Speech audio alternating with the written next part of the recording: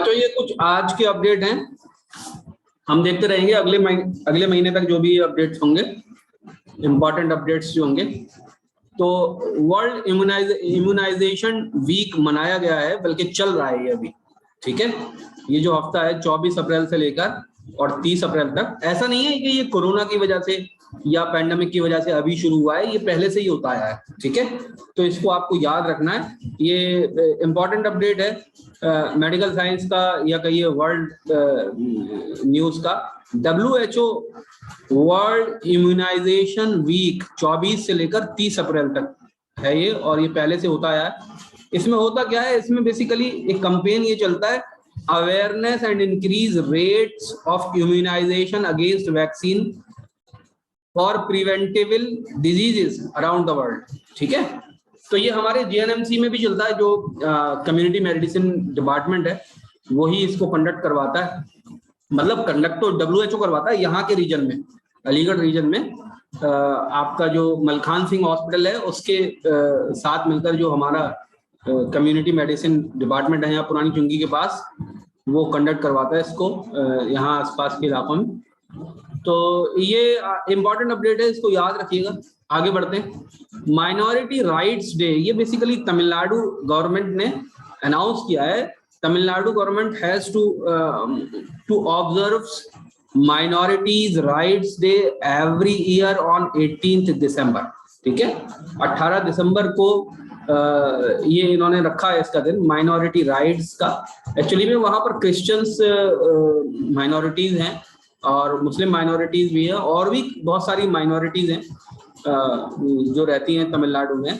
तो उनके राइट्स को प्रिवेंट करने के लिए या उनको किस तरह की जो सहूलियात चाहिए उसके लिए ये इन्होंने 18 दिसंबर के दिन को रखा है। तो इसको आप, ये आज की अपडेट है। आगे बढ़ते हैं। एक इम्पॉर्टेंट अपडेट है, पुरानी अपडेट है ये 31 मार्च की, लेकिन क्योंकि ये मुद्दा पिछले महीने में बहुत गरमाया हुआ था, पिछले 2 महीने के अंदर, ठीक है। मुद्दा तो बड़ा लंबा चौड़ा है, उसको मैं पूरे को नहीं बताऊंगा। आसाम और मेघालय 2 स्टेट हैं नॉर्थ ईस्ट में, जो 7 स्टेट हैं उनमें से 2 ये स्टेट हैं जो कॉमन बाउंड्री शेयर करते हैं। इनकी बाउंड्री को लेकर बहुत सारा हमेशा झगड़ा रहा है, बहुत सारे गांव देहात के अंदर झगड़ा रहता है, इवन पुलिस के अंदर भी झगड़ा रहता है, ठीक है।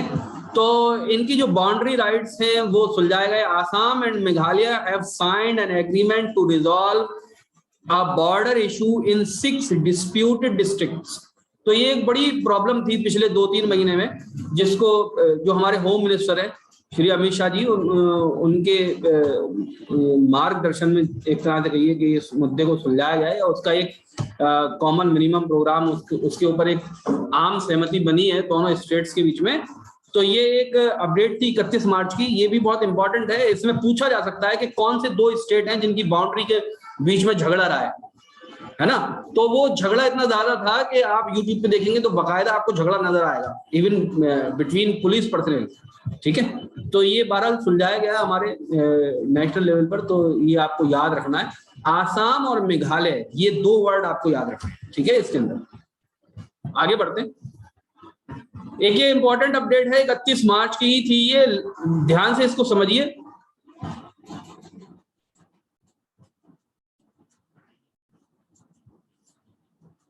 लिविंग रूट्स ब्रिज, ये बेसिकली मेघालय के अंदर जो रूट्स होती हैं, मतलब लिविंग रूट्स मतलब जो कि बेसिकली पेड़ों की, पुराने जो पेड़ है उनकी जो रूट्स होती हैं उनसे ब्रिज बन जाता है। ये ब्रिज आपको नजर भी आ रहा होगा, देखिए यहाँ पर 2 लोग भी खड़े हुए नजर आ रहे हैं, तो वो इसी ब्रिज से होकर गए होंगे।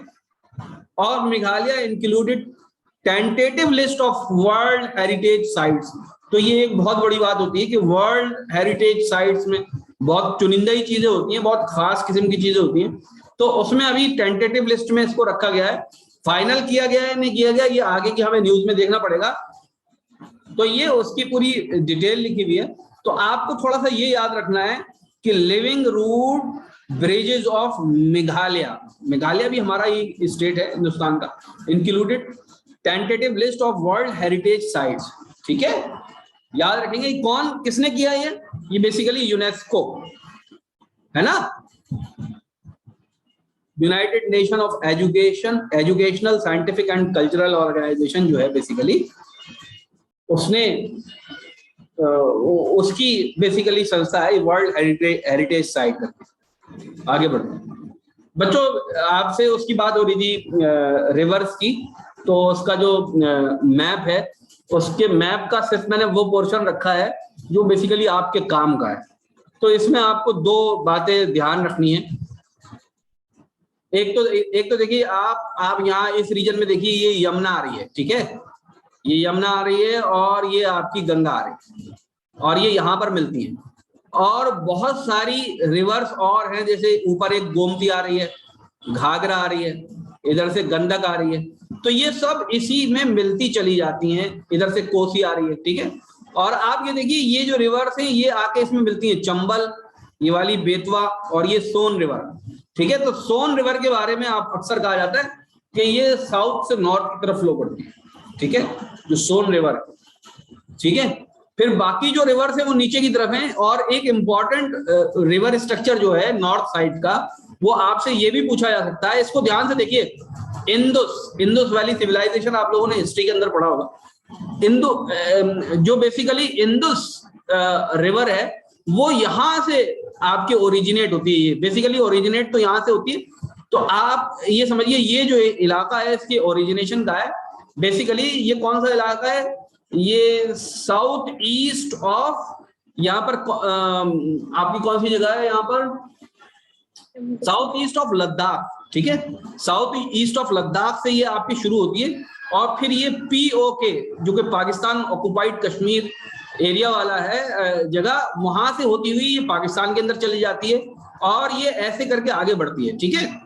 इसके साथ साथ 4 रिवर्स इसके अंदर और मिलती हैं, उसको समझ लीजिए। एक तो ये झेलम है, जो कि बेसिकली JNK में ही बेसिकली ओरिजिनेट होती है और ये आगे बढ़कर इधर मिलती है। इसके नीचे एक रिवर चल रही है जो कि बेसिकली चिनाब है, चिनाब ये चलती है और झेलम में मिलती है।